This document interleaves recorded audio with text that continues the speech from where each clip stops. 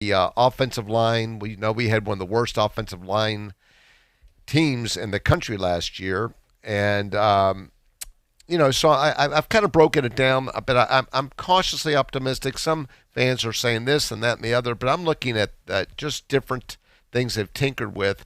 I'm a big James Blackman fan. Let me tell you, he's just a gamer. Even the way that first season, you could be critical of him all you want, if you wish, but he was a true freshman, 3-star, thrown in national title, not national title, opening game. I think we were ranked 3 in the country. Alabama 1.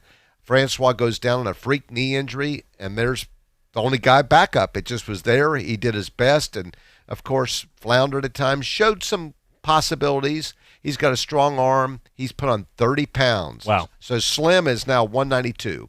He came to us at 159, played that season in the 160s. He's 192, and there's a picture of him on the internet doing the bicep thing. He's got a bicep, and it was just a piece of bone before. So he's been hitting the weight room. I think he's been watching film. I'm not gonna. Well, I don't want to get down on Francois because I really liked him. He took, because of the offensive line, he got beat up pretty badly. He got back up. He was a tough kid, but I think with the off the field thing, he had at least 3. Some marijuana, a couple of things with his girlfriend. He skipped a game. How do you skip a game? I mean, I know you're injured, but you're a quarterback. You got to show up Yes. to the game. So he did a lot of things that just bothered the fans and myself. Blackman's a team player. He's got the respect of the team. He's a winner. He's going to give it his all. Will he make mistakes? Yeah, he's going to make some mistakes, but he's a lot smarter. So now he's a redshirt sophomore, not a true freshman. He played last year. If you remember last year, NC State put up big numbers. 4 touchdowns, over 300 yards. Had a great game against NC State. And NC State had a very stingy defense last year. So at that position, I feel content. I know that people are talking about the Wisconsin transfer, Hornibrook. Glad to have him there. Glad. I mean, just a seasoned backup, and that's what I think he is. Why he came to us, I'm not sure. Maybe thought he could get the opening, given what we went through last year. But if something happens to Blackman, then at least we know a guy that's been there, done that. He's played a lot of games. He was a 3-year starter, I think, at Wisconsin. He's not a runner. He's just an NFL pocket passer. Do we have a caller already? Well, we did. I'm making sure that how to work the phone line. There's a lot of gadgets over here. So being a host and not the producer, I want to make sure that we get the phone calls and take care of them there. So we did have somebody call, and if you can call back, we will go ahead and pick that up. And we've got Joe right here on cue. Joe did a great job on high school football in the area yesterday. That was a great game with West Florida in the game right there. We appreciate the call. Was listening to that on News Radio 92.3 with West Florida and Escambia. But if you would like to give us a call back at 850-972-1945, we will take your call for some Seminole talk and have some fun with that because, yes, you know what? I do not mind wearing a couple hats, but there are a lot of buttons on this phone, and I was probably going to drop that guy anyway. So politely, if you'd like to call back, we will get that on there. Terrence, I want to talk a little bit about that first game because Boise State forever was such a team that everybody really didn't want to play because Bob Stoops made it pretty clear. When he said, Bob Stoops made the comment one time that why would we want to play a team where if we lose, we're just going to be looked at as losing to a mid-major, but if we win, if we win, we really don't get much more out of it compared to what you would get against some of the other schools where if you beat a Florida or you beat a Miami. What do you think of this game against Boise State? Because this is not the same Boise State team that we've seen in the past. Well, my spins could be a little different, and I don't want to hurt your feelings while I'm doing it because I may step in your toes on my answer. All right, well, let's try to And Terrence, I think we've got a caller on here. Let's try to get that. Let's get that. Right. We're here on Tomahawk Talk right now with Terrence A. Gross, Chad Brillante. Who do we got on the line? Yeah, this is Colton. Hey, how's it going? Pretty good. I'm for one, I'm glad that Jimbo Fisher has gone to A&M. I thought he was the wrong fit for FSU. I thought he was overhyped, I should say, and I'm for one glad that he's gone. As far as Briles being the offensive coordinator, if he's such a young mind, I would name him the head coach before they named Willie as the head coach. But maybe he'll get it here in a couple of years. But I'm a long-time listener, first-time caller. And how about them Cowboys? Well, appreciate your call. And let me talk about Jimbo real quickly because, we can't forget, we have a 2013 national championship, and he gets credit. He was the coach. He was instrumental in helping bring in Jameis Winston and those players. So he was a great recruiter. He recruited phenomenally for FSU. And I would say the 2013 team was the best team I've ever seen. And I'm sorry, Charlie Ward. I know Charlie Ward. I know the 93 team. I know the 99 champions. But the 2013 was the most complete FSU team ever. And that was under our coach there. So at the same time, I do think this. If you were married to someone and they were always looking, let's say you're married to a woman and she's always looking at other men the whole time, it wouldn't bode well for your marriage. That's what Jimbo was doing because before he went to Texas A&M, he took really some hard looks at LSU. I mean, he was looking to get out of there for whatever reasons. Maybe it was his marriage that went south. Maybe it was a lot of things. Maybe he just felt that he wanted to be in the SEC. I don't know, but he took his eye off the ball on recruiting later. He took his eye off the ball at academics. The team GPA fell dramatically in the last couple of years.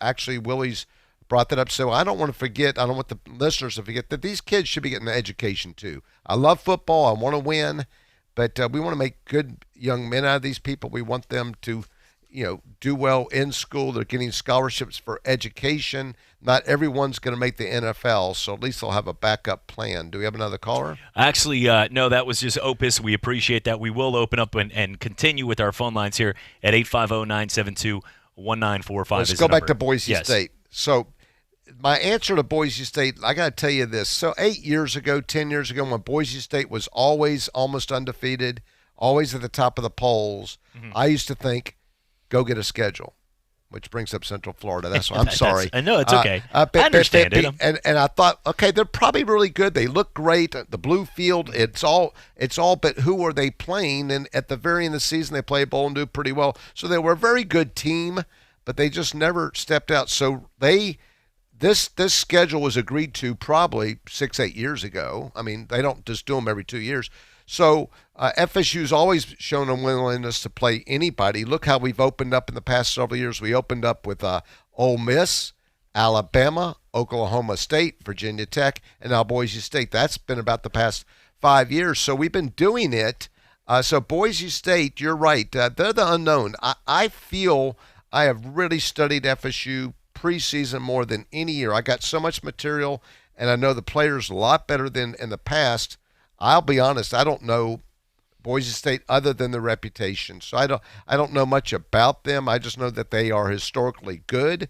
And for whatever reasons, for a small school, they seem to always have speedy receivers and always seem to have a running back. And they were pretty much, I wouldn't really call it a hurry-up offense, but they certainly weren't. They moved the ball pretty quickly. They get a lot of plays in per game way before people thought about the hurry-up offense. Well, yes, and they also have I believe the quarterback is the son of former, Washington Redskin. A lot of people knew in the day, Mark Rippon.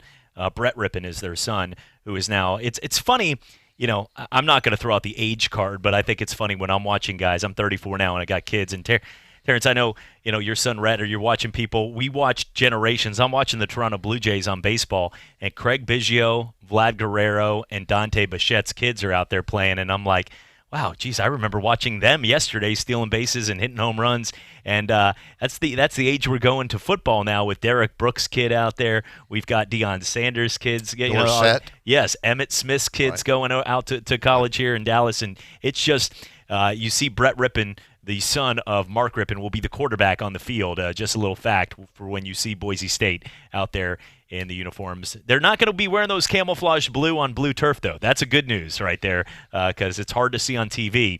And they will be out there in Jacksonville in that venue where, you know what, it's a good venue for tailgating. not the best stadium, but you know what? Florida State, the stadium is ancillary to the fact that they need a W to kick off the season. And I think this is a game where I think they can get that win, and I do believe they do get the win. Well, let's talk about that a little more. So we've talked about Blackman, and let's talk now about the running back situation. We are very deep. We're very blessed. So we have Cam Akers, who we know he is. Last year, wasn't his best year. His freshman year was really good. He started as a freshman. He did have a ankle that he was nursing all season. And, of course, you could talk about the offensive line once again.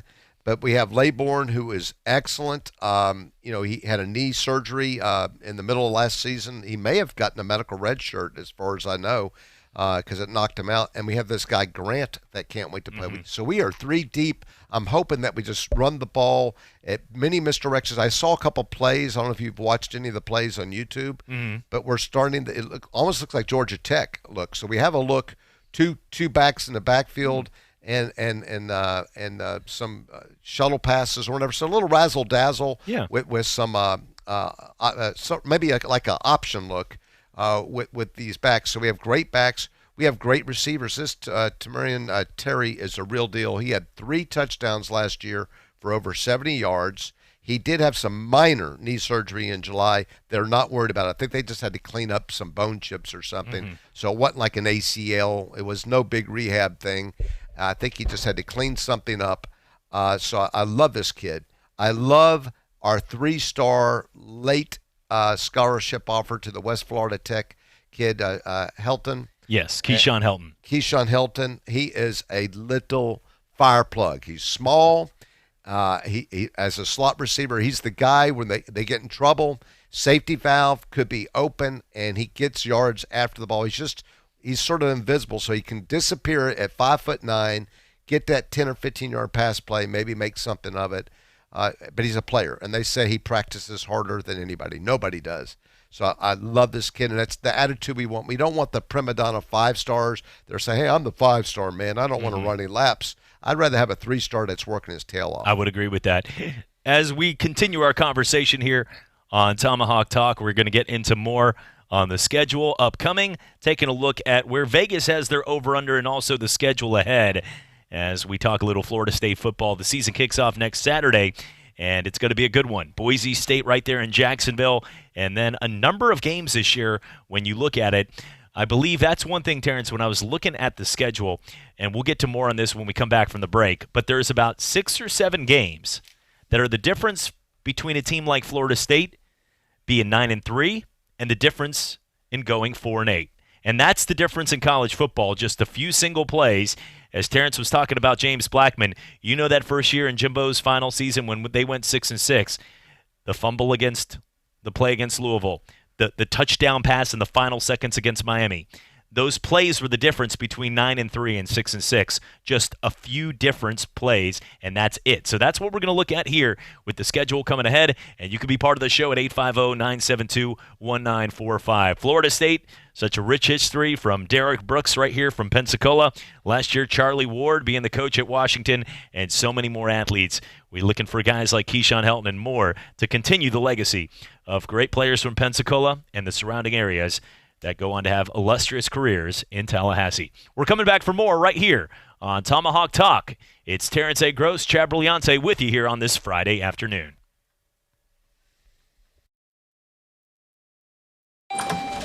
Today, business happens here, and virtually anywhere. Because today, innovative companies are reinventing the way business happens, and they need people who can keep up. With the expertise and technology to get packages to over 150 million delivery points. So, who can help you deliver the future of commerce? The United States Postal Service. See why we deliver more e-commerce packages to homes than anyone at USPS.com/future. Sports are live and local on ESPN Pensacola 1330 FM 99.1. Be a part of the show. Call or text at 263-1330.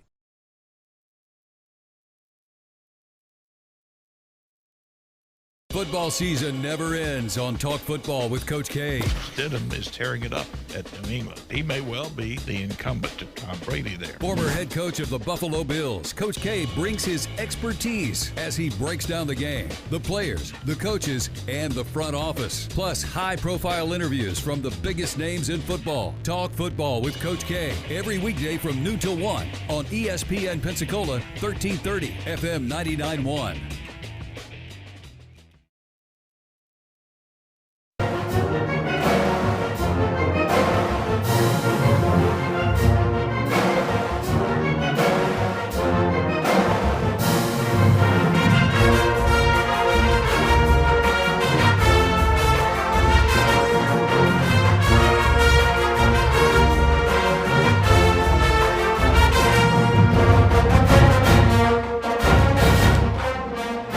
And welcome back. Tomahawk Talk right here on ESPN Pensacola 1330 and 99.1. You can hear us across the Panhandle and into, saw someone driving yesterday from Biloxi, Mississippi, now on 1330 AM. And looking forward for the season coming up here. You can catch the Florida State Seminole games on your home for Florida State right here in Pensacola on News Radio 92.3 for the season. So looking forward to that because you know what, Terrence, you know as a football fan, it's one thing to watch the games, and a lot of the broadcast teams do a great job. They've got games on the Ocho now and all over, expand across the globe. But getting to listen to Gene Deckerhoff, I mean, you can close your eyes and he paints that picture. I thought it was funny when Jared Whipke, the former walk-on quarterback, when he was at the old station with us, sat there, and Gene did a fake, because Jared never got to throw a touchdown pass, and Charlie was sitting in there, but he got to do the fake version of him throwing the touchdown pass, and it just to hear Gene's voice is sort of like when you're sitting on a beach and you hear those calypso drums with like a ice-cold margarita sitting there watching the waves in perfect 70-degree weather. That's what I think of in football when I hear Gene Deckerhoff and the voice of the Seminoles, who has been doing it forever, also the voice of the Tampa Bay Buccaneers. But he truly is one of the best, and I'll be looking forward to it. So I'll be muting a lot of the games just to listen to him while I'm watching on TV. Yeah, actually, I've become friends with him. We just did a awesome. a 17-day cruise to really? The Mediterranean. Where do I sign up for that? A 17-day cruise right there. Yeah, so it's my second cruise with Gene, and Mike Martin was on it, and he emceed sort of a little roast of Mike Martin we had a celebration, for everything that Mike Martin's done. So that's pretty cool. But even when you call the ticket office, you call FSU Tickets, it's Gene Deckerhoff's voice on the ticket sales recording. And he's a humble guy, too. Oh, he's great. Which is great in the business. And he was down here last year at the Yacht Club. I remember talking to him for a while. And he makes time for everybody. And that's one thing I've learned in the business. Look, I wear many hats, and I'm running around all town. But no matter where I go with the career or anybody goes with a career, we're all just sports fans together. It's all of our opinions, and we have some fun. But Gene, having an opportunity to be the voice of such a great team, national championship type team for so long, a very humble man, and just a great voice, and will always be for the Seminoles. Let's get into some of the schedule here as we take a look at the season ahead. This is Tomahawk Talk. You can give us a call at 972-1945 to talk. All Seminole fans out there, look, I just left lunch at Moe's, one of our great sponsors, and just saw 3 people in Florida State shirts. I know you're listening to us, so call. We don't bite. We're just going to sit here and answer the questions. Terrence has been doing extensive research and wants to hear from you so he can give you the knowledge that I know he has, because we've talked off the air many of times. Let's take a look, though, at the schedule this year. I'm going to start off in a more broad sense and say it looks like a very intriguing schedule if you're a fan, because we know Clemson's playing at a whole new level. But right now I think there's a realistic, optimistic chance to go 9-3. It's possible, like you said, if we just don't make the mistakes and all that. But it's a softer schedule than we're used to. The ACC is not as dominating as it has been in the past, other than Clemson. I read a great article. There's an article in the August 6th paper that kind of rated all the ACC schools. Looked like we got a caller. I'd love to address your question, but we'd love to take callers too. Let's make sure to see if he's on. All right. Hey, Joe, are you there with us? Yeah. Okay. Here's you have a question for Terrence? Yeah, I do. Okay. I just wanted to talk about the upcoming season. All right. What's your question? I was just curious, what would Coach Taggart need to do to be successful this year? Does it need to be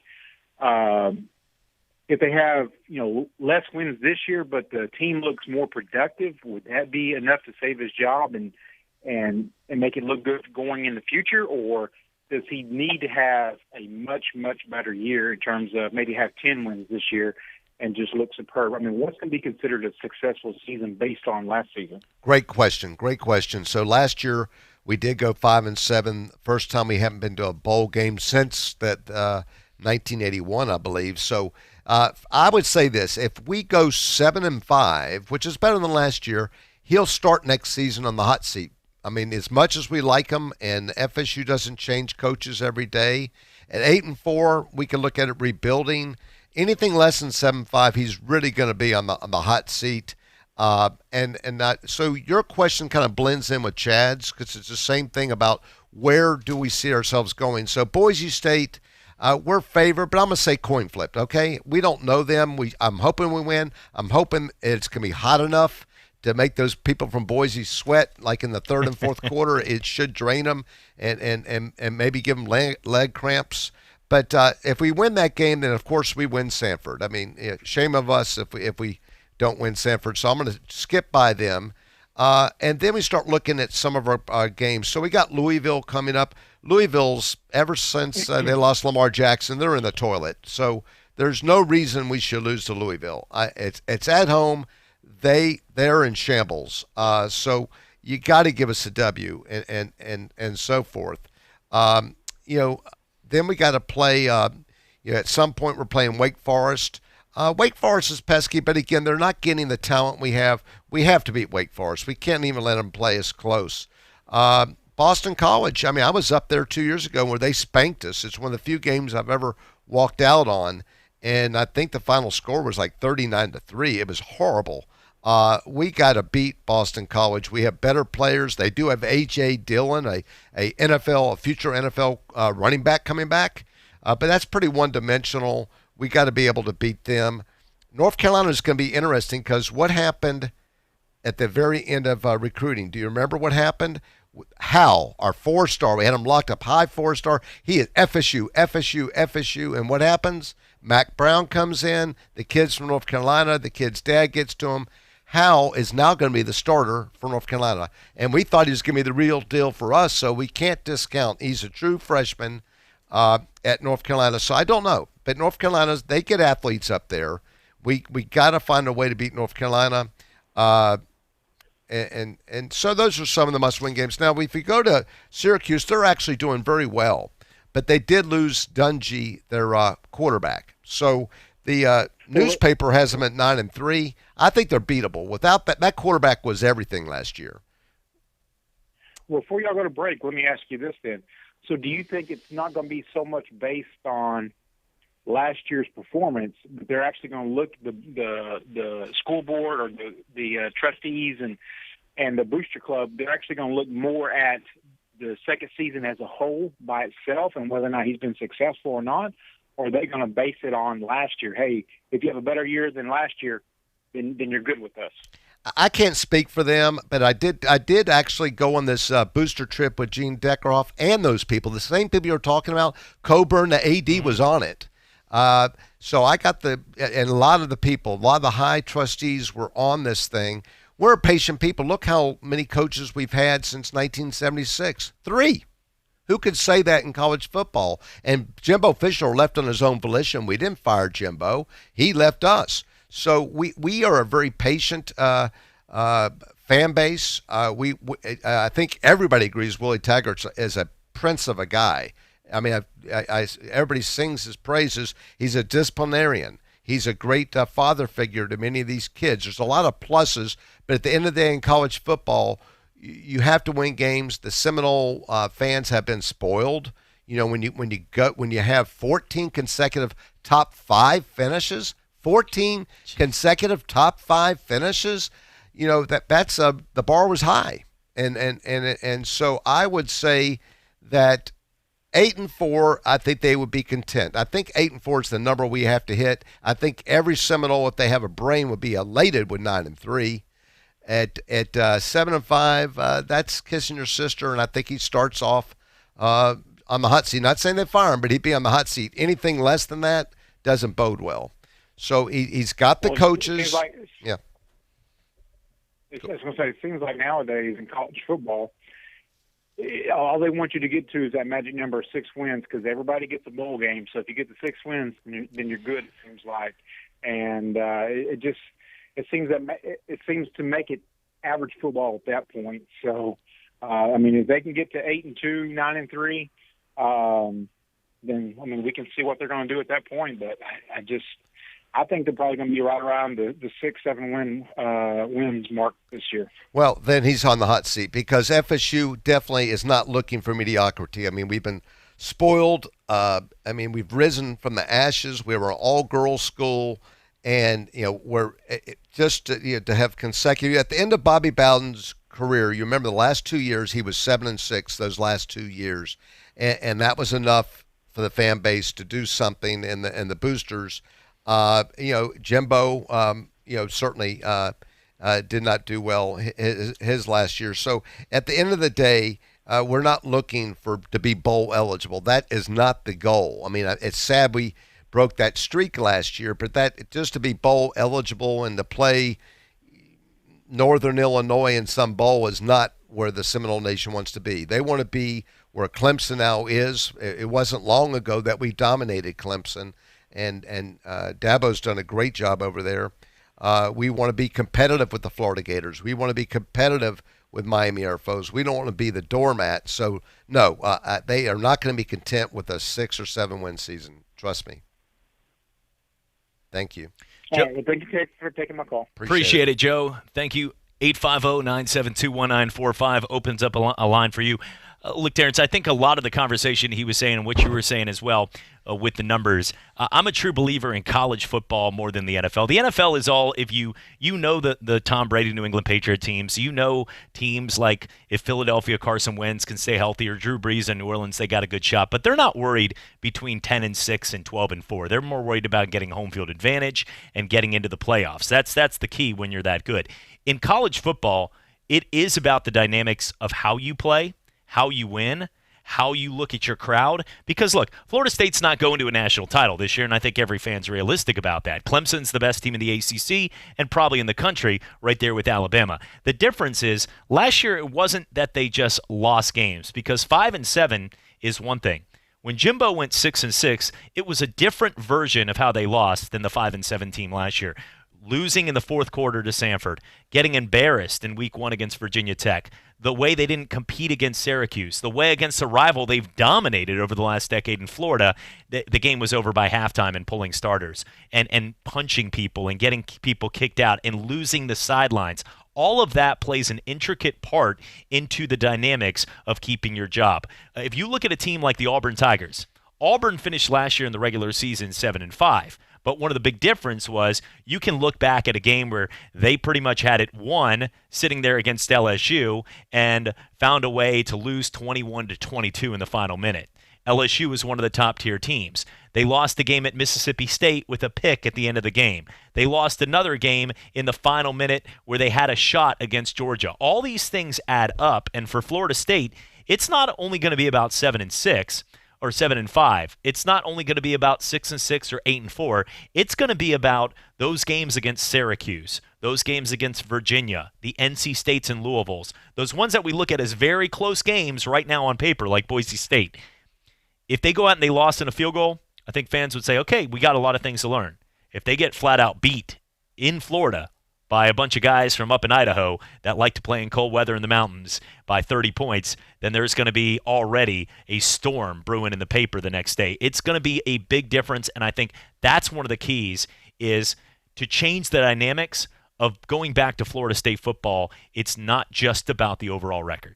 True, and I want to get back to this offense because I do want to break down the defense. So on offense, we know we have one of the worst offensive lines in the country. Probably our best offensive lineman was Dickerson. He was plagued with injuries, and now he could very well start for Alabama this year. Stranger things have happened. That's kind of weird, but I can't figure it out. But anyway. Tony Baselli's son is out there now. He's right. Healthy. But we did pick up our best recruit last year in the whole class. May very well have been Dante Lucas, he is a man. He came in a man. He may hit the weight room if he wants. He doesn't need to. He is ready. He came game ready. I think he starts on the offensive line. I think you'll see him at offensive guard. We picked up Ryan Roberts, a transfer from Northern Illinois. For some reason, I think he's a graduate. So he graduated, and a lot of the graduates try another school. He had 1 year of eligibility, so we got a very seasoned offensive lineman that gave us fits. We played Northern Illinois last year, and he did a good job protecting that quarterback. As you remember, the quarterback threw all over us last year. Yes. So that's some bright points there, but just getting more out of it and having Clements. I wasn't a big Trickett fan, and I don't not even Bell last year. So I really feel some of our coaches were underwhelming last year. So I'm ecstatic with A plus offensive coordinator, A plus line coach. We picked up Dugans, the receiver coach from Miami, ex-FSU player, bleeds garnet and gold. I think we did a lot of things that we should have off season. Defensively, we did okay last year, but we would give up chunk plays. You'd see us make 2 great stops and then give up a 20-yard pass down the middle to the tight end with nobody near him. And we did that so many times, I got tired of seeing it. We're tinkering. Do you know we're going to a 3-4 this year? I did see that, yes. And so Marvin Lewis, who is our second-team All-American, probably our best defensive lineman, is going to line up at defensive end now this year. And the 2 defensive ends are dropping them back to linebackers. So Kane Doe is not lining up, and neither is Janarius Roberts. Robertson. They're going to line up as linebackers. So I think we'll see blitz packages. I think they're going to give different looks, but we're only going to play 3 defensive linemen, which I hope it works. I don't know. But anyway, so we'll just see. But it's a different look. I love our cornerbacks. I think our best recruiting positions the past year or two have been at cornerback and safety. We are stacked, and I can't. It's hard to predict who's going to start. There's a lot of young people with a lot of talent, and everybody wants to play. Couple coaches' sons. We have 2 coaches' sons, by the way. Actually, we have Derek Brooks' son, and then Woody is one of the coaches' sons. So I think on defense we should be solid. I hope we don't have what I call the bonehead penalties, where we make the stop, but yet I have to smack you in the face and 50-yard penalty. We do a lot of that. Or hitting the person 3 or 4 yards out of bounds. I can't stand that. We were not an intelligent team. I'd like us to be a more intelligent team. And looking at it, as you talked about those cornerbacks, Harlan Barnett is also not only the coordinator, but he's also the defensive backs coach. So he's worked well with them, and he's stepped up a lot with the help of getting it. It's nicer when you know that you have a coordinator and you have an offense that's not going to have as many 3-and-outs when you're a coordinator on defense. Manny Diaz figured that out when he fired the entire offensive staff at Miami when he got the head coaching job after having to watch it last year. And Florida State will be much improved. That's one thing. It was a tough season last year, but they will be much improved offensively. As we talked about last week when you were on my show on the Sports Drive, we talked about the difference. Kendall Braw's making it real easy for these guys. He's not trying to do too much in the playbook, where he's pretty much saying, this is what we have, this is what we're going to do, and making it pretty easy on these kids that they can learn it. Well, last year we tried to do the no huddle, which is supposed to be the hurry up offense, and we were the no huddle, take your time offense. I mean, there was no speed to it. Francois was looking for plays. The running backs weren't in position. He's trying to. Nobody. It was really disjointed. I think Willie made the mistake of trying to start this season offensive coordinator. Finally figured it out that was a mistake. Then got another guy in. That didn't work. So Bryles is going to have it going. I think we're going to be very fast and keep the defenses on their heels and keep them from substituting freely, which is the whole design, and get more plays in. So you're trying to get more offensive plays in. We come back with our 4-year starter punter. We come back with our 4-year starter kicker. Those are all good things. Our punter had way too much work last year, by the way. Yes. We'll see. Special teams, we were sloppy. We're very sloppy on that. Almost every good run back we had was called back for a penalty. So every time we had a decent run back, a block in the back and all that kind of stuff, we need to clean up our special teams. When we come back, we'll continue our conversation here on Tomahawk Top. Tomahawk Talk with Terrence A. Gross, as we will break down more on what is going on right now with Florida State, their upcoming game right around the corner for Seminole fans. At this point, only 8 days away until the season kicks off right there against the Boise State Broncos, a team that had so many opportunities in the early 2000s, mid-2000s, and now having an opportunity to take on a legendary team of college football in Florida State that is very optimistic on a lot of the changes that have taken place from a tough year with Willie Taggart. And one thing, Willie Taggart had a tough year, but many of the fans out there, because of the kind of guy he is, because of what we know about his heart, rooting him on, not rooting against him to fail, as obviously you would as a fan. When we come back, we're going to talk a little more of the schedule and get into more of what we've seen during the offseason, including some pickups, some shocking pickups, and more. It's all coming back on Tomahawk Talk right here on ESPN Pensacola 1330, FM 99.1. Hi, this is Terrence A. Gross. Did you know that there are over 93,000 attorneys in the state of Florida? Both myself and my partner Charles Schuster are two of only 1,000 attorneys who are board-certified civil trial lawyers in this state. Our law firm handles only people that have been injured due to the negligence of another. If you need a personal injury and wrongful death attorney, call Gross & Schuster at 434-3333, 434-3333. You can also visit us at our website at grossandschuster.com. If you're a small business owner, there's no better place to find the impact hire to help your business than LinkedIn. LinkedIn Jobs takes the time to learn more about who you're looking for and then recommends qualified candidates from their community of engaged and career-minded people, candidates who you likely won't be able to reach anywhere else. The truth is, over 70% of the U.S. workforce is on LinkedIn, and posting your job on LinkedIn gives you the best chance of finding and starting a conversation with your next star recruit. It's no surprise a new hire is made every 8 seconds using LinkedIn. So build your winning team by posting a job on LinkedIn and visit linkedin.com/sports to get $50 off your first job post. That's linkedin.com/sports for $50 off your first job post. linkedin.com/sports. Terms and conditions apply. Sports are live and local on ESPN Pensacola 1330 FM 99.1. Be a part of the show. Call or text at 263-1330. If you have frequent heartburn, take control of it with Prilosec OTC instead of stashing antacids everywhere, like in your junk drawer, buried under old batteries and hotel pens, or in your purse, hiding in the one pocket you won't check. You even have antacids on your nightstand, which are very hard to see in the dark.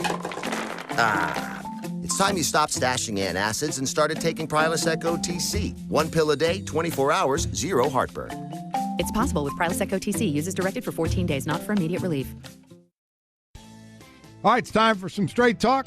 You wouldn't pay $100 for seats to a baseball game when you can get the same seats for $50. So why pay more on your wireless when you can get the same 4G LTE networks for up to half the cost? For $45 a month, get our unlimited plan with 25 gigs of high-speed data from Straight Talk Wireless. No contract, only at Walmart. Savings may vary. See terms and conditions at straighttalk.com. Talk football every day with Pensacola's own Coach K. The key on offense is going to be whether Franks can come back and duplicate what he did in the last 4 games. Every weekday, noon till 1 on ESPN Pensacola, 1330 FM 99.1. ESPN Pensacola is now on 1330 FM 99.1. We're still doing this, right? This is actually happening. We're going to let this happen. You can also listen anywhere. ESPNpensacola.com. Sports are live and local on ESPN Pensacola 1330 FM 99.1. Be a part of the show. Call or text at 263-1330.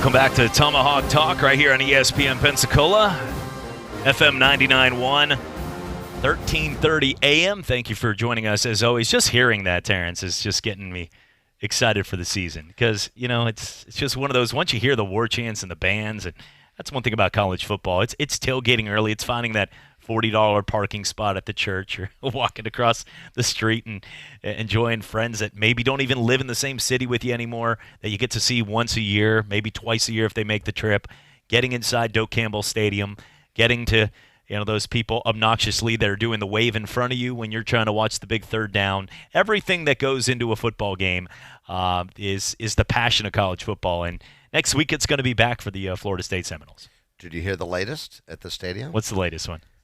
They're opening us up to beer and wine.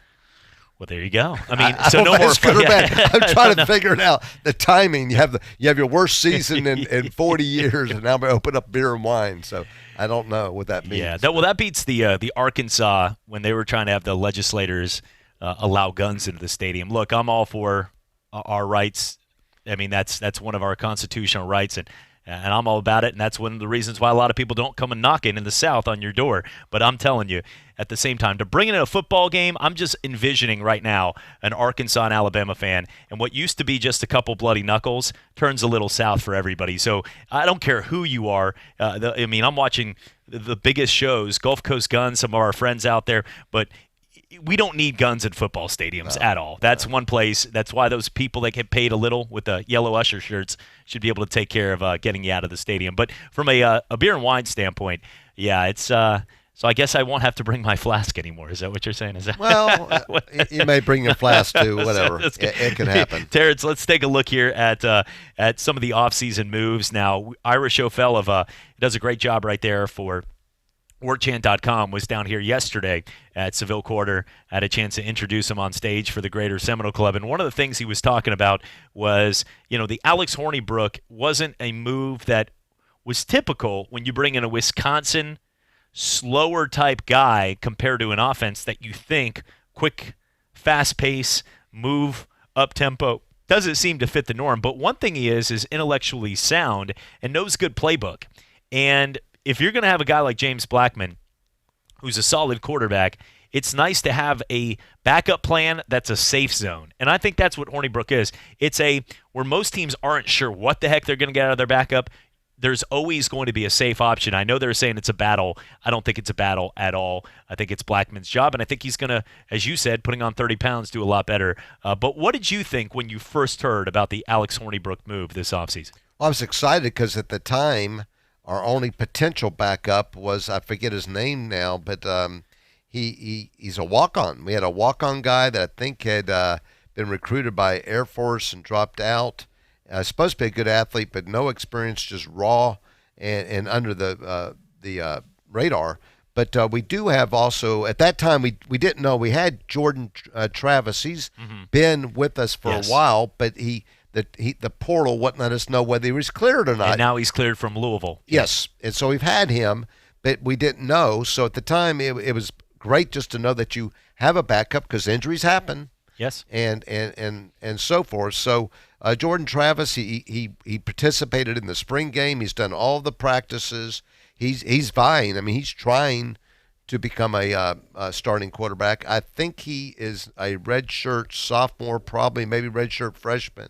And I don't know why he left Louisville. But anyway, he's here. I hear he's pretty speedy. I hear his arm strength is not phenomenal. So I think if it's late in the third or fourth quarter, close game, or maybe we're ahead and we just don't want to make a mistake, and Blackman gets a concussion or goes down, you're going to see Hornibrook in. So clearly he's number two, and like you said, he's safe. And I'm sure he's smart. He can watch game film. This guy's he's a graduate. So when these graduates are different, he's got his degree. He came with a lot of thought, and he's passed. He passed very well for Wisconsin. So no, he's not going to be a dual threat quarterback. He's not going to scramble.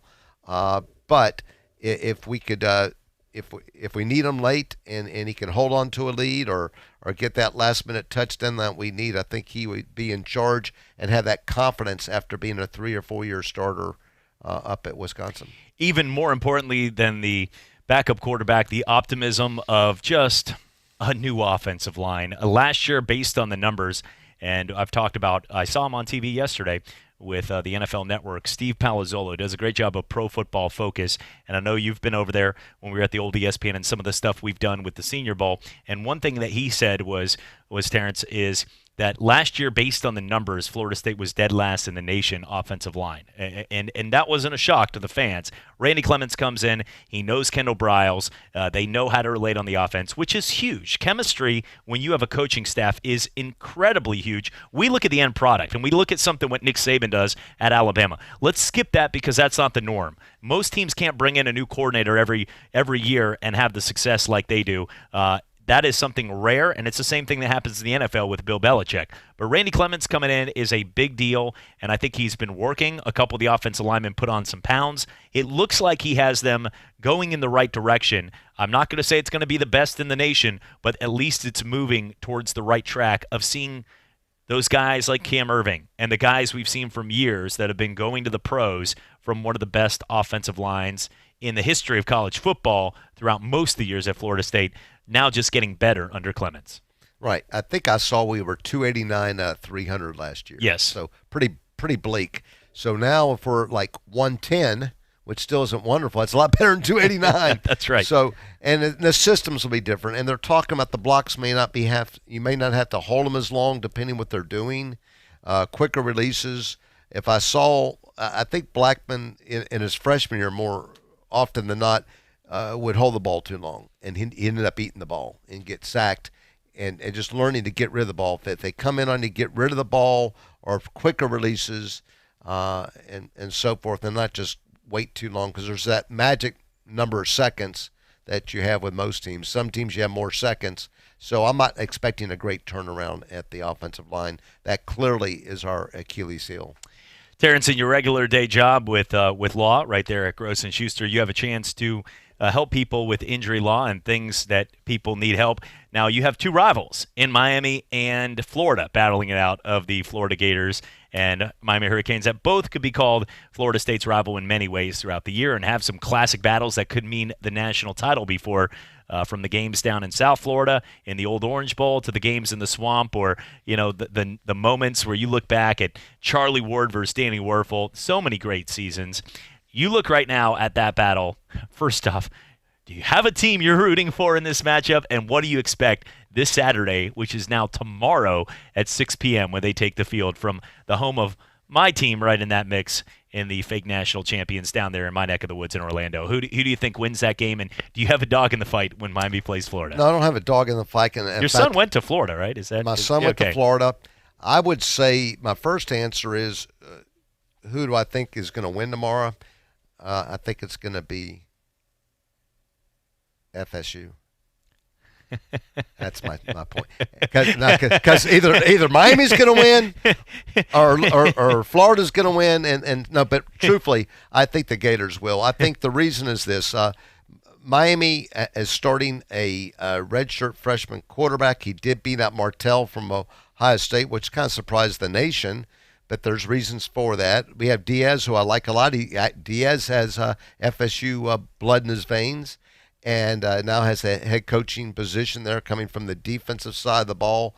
I just don't think they're going to just get in there and crank it out. So I think Miami's going to have the same problems that FSU is having, a lot of talent, but not, I just don't know how good they'll be, especially first game of the year. Then you look at Florida.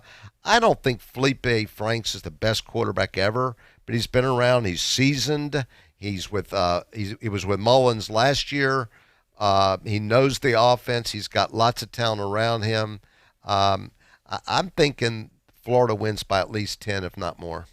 I think they do as well. I picked on the show yesterday and tonight on the Sports Drive at 28-17 as I see. I think it's going to be – both these teams don't light up the scoreboard, but Florida has they've been getting better and better with Felipe Franks over the last couple. Their last two wins against Florida State and Michigan last year, where Miami was going the wrong way. And I know Mark Richt retired after that, but another former Florida State name in Mark Richt. And I'm sure you've had a chance to meet Mark before and what he did back in the day when he was with Bowden's staff and such a great staff around there. We got a few minutes left of the show here on Tomahawk Talk. Throughout the season, you're going to be able to hear Terrence and a panel of Florida State guests from 1 to 2 on Wednesdays. Today, getting ready for the football season, a special Friday edition, but next Wednesday, we will have the show going forward and looking forward to that as well. Terrence, one of the things for all the Florida State fans out there listening, because today and throughout the year, you're going to be one of the voices here for the Seminoles. What is something that you have seen from the Pensacola support? What is something that you have seen as well from the games themselves, going to the games and Florida State? Do you feel right now that being there in the 80s and the 90s and what you're seeing today, is the support, the passion, everything from Florida State seem the same, or did last year, in your opinion, really hurt what we're going to see this year in the stands? Well, there's a lot of things. I went to the Virginia Tech with great expectation, because Taggart came in with all that energy, and actually, we're recruiting. He recruited very well, and we were hoping. And then they came out, and it was rap music, which left a lot of us saying, what? And then as Virginia Tech started to beat us, and we only scored 3 points in the game, third quarter, we're getting shellacked, and we have players dancing on the sideline. I go, what? What kind of culture? And I think he just missed the ball. I think he was trying to relate to the kids and be their best friend. He's got to be their coach. You can't, even as you have a young kid, you could try to be their friend or father, but at some point you got to be the father. And so forth. Also, I think back in the day, I think we had one of the best home field advantages of anybody. I mean, you played at FSU between Renegade, the band, the fans, how loud it would get, and we've gotten away from that. And again, that's even with Jimbo years, just not as loud. At Fairweather fans, some people. Booing a quarterback does something wrong, they boo the quarterback. I never saw that back in the day. So I think we're going to see it this season. I've already heard the word on the street is we've lost a lot of boosters. I could tell you right now, in Pensacola alone, I'm talking about big boosters. We've lost 3 Golden Chiefs that I know of that said, I'm kind of done. And so it's disappointing. I'm hanging in there. So, yeah, I'm hoping we get the fan base in. It's not going to come all at once. I think they got to earn it. And so forth. But before we wind down the show, I saw an interesting article. It came out of Southern Football Trash Talk, and it was just rating the top 100 quarterbacks in the nation. Mm-hmm. And they got James Blackman as the number 35th best quarterback in the nation. I don't know where they get their stuff from. but what's interesting, they put all the Florida. Then they got James Morgan at FIU at 38. At 43, Felipe Franks at at University of Florida. 44, Blake Barnett at USF. At 64, Brandon Wimbush at your UCF. At 77, Jaron Williams, the new Miami quarterback. And at 81, Chris Robinson at FAU. Now, what that means, who wrote the article, I don't know. It may not be worth anything, but it was so interesting. They got James Blackman as the best quarterback in the state of Florida. But, still, we have a lot to prove there. Well, that's high hopes. And one thing I can say is he was getting better and better every week when he weighed the size of a toothpick when he was 160 against Southern Miss in that final bowl game. And I think that's one thing where a lot of people, I think last year, if you look at it, and you paneled the Florida State fans and not the coaching staff, many would have liked to see him start over Francois to start the season last year. He didn't get that chance. Francois obviously made some poor decisions, and now he gets it. So sometimes things come back to fruition. It comes back and adds up, and I think that's what you're getting here. It's sad that it took a year, but he's now in the driver's seat, and I think there's going to be high hopes. And they don't get a slouch. They don't get to start the season where he's going to get pulled at halftime up by 40 points. That's not going to happen here. We're right away going to see the vision of Willie Taggart in this team because Boise State is a pretty good team to play, and it's going to be at a neutral site game. So I'm very excited as a fan of football for that. And Terrence, really looking forward to talking some Florida State football throughout the season with you. Thank you. Appreciate it. For Terrence A. Gross from Gross & Schuster Law Firm, check them out today for all your personal injury law and more. I am Chad Berliante. I'll be back with the Sports Drive later tonight. And that is really loud, but it is a good fight song. So we're going to play you out here on Tomahawk Talk. And that means football. And ESPN Pensacola 1330 is all about football. We've got UWF Argos football every Saturday, high school football every Friday night. If you'd like to partner with ESPN Pensacola as a sponsor or promotional partner, give us a call at 262-6000. ESPN Pensacola, 1330 FM 99.1, WEBY, Milton, Pensacola. All them dogs are counting down, about to put the anchor down. Hotty toddy, who's it gonna be? Cowbells and Swamp, the Aggies wrong. There's nothing like the SEC. The weekend's full of surprise. Hit 'em with the flex. From Williams Price to Death Valley. On the Fine Mom Show, Paul's on the roll. If he don't get the best of me, call Paul. Alabama. It's your show. Go ahead. You got a damn burn crappy attitude.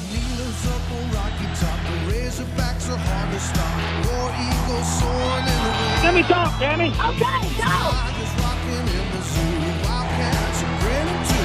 about the tide that's rolling in. The weekend's full of surprises. From big upsets to rivalries.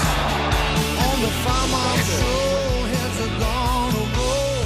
If they don't get the best of me, we'll call Paul. He'll make sense of it all. I really don't know where to go after that. Don't take those calls. I could give you my address and phone number if you're ever in this neck of the woods. In my life, I've never had a phone call like that. The Paul Feinbaum Show is presented by Johnsonville. Live shot from Orlando, where we are, do the math, 28 hours away from kickoff between Miami and Florida and the 2019 college football season. All the talk about 18 about to go bye-bye. Week 0 has arrived. Welcome to the weekend. We'll be down there tomorrow and looking forward to getting to Orlando to see that game. We're looking forward to talking to you as well, talking to a number of guests here. Let's start with some headlines. Gators expect much improved offensive line against the Hurricanes. Is experience the difference? Yeah, I would say so. No doubt. Who's got the edge there? The only place Florida doesn't have the edge is loudmouth fans. I don't think the rivalry needs a lot of explanation. It doesn't take much explanation. You know, so many of our guys played high school or even Little League football with so many of their guys. Playing against another Florida team, you know, those rivalries definitely get a bit nasty and a bit chippy at times. This is why you come to Miami for big games like this. So you go out there and you watch everybody that did it before you, all the greats that played, and you just want to live up to it. They can just give us another chance to show why we the best team in Florida. We're a team that's not going to quit. We're going to give everything we got, and we're going to really bleed that Hurricane blood. So a lot of conversations, not over yet. We'll talk about it all day today, all morning, all afternoon, and then we'll recap it afterwards. Meanwhile, why is Ray Rice speaking to the Alabama football team? Nick Saban, you mind explaining? You know, Ray Rice was out there today. He's going to be here as a Title IX speaker to the team tonight, which I think is a good thing for our players. He's obviously going to talk about how to treat the opposite sex and having the proper respect for, you know, other people. Well, that's what happens. Alabama loses by 28. Nick Saban rounds up as many people as he can to try to talk about their personal experiences, from Ray Rice to Mike Tyson to, of course, my favorite, Stephen A. Smith. Kentucky will celebrate Jarrett Lorenzen in October. It is going to be Jarrett Lorenzen Day, and well deserved as one more fantastic tribute to the late Jarrett Lorenzen. We lost him around the 4th of July, and it has been